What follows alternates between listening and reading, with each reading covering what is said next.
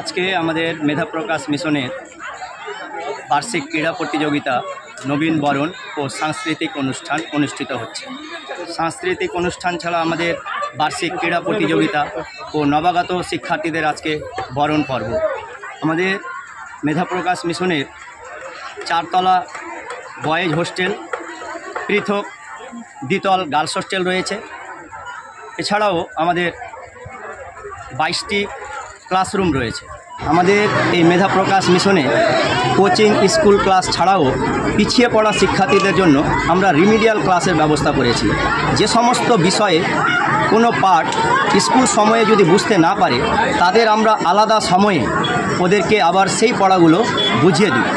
এটাই আমাদের একটা অন্যতম বৈশিষ্ট্য। মেধা প্রকাশ মিশন 2023 সালে স্থাপিত হয়েছিল। 2024 সালে পঠন পাঠন শুরু হয়। 642 জন শিক্ষার্থীদের নিয়ে পঠন পাঠন শুরু হয়েছে। এবারে 2025 শিক্ষাবর্ষে মোট শিক্ষার্থীর সংখ্যা 865 জন। আমি মোহাম্মদ নাসিমুল গানি, সেক্রেটারি, মেধা প্রকাশ মিশন।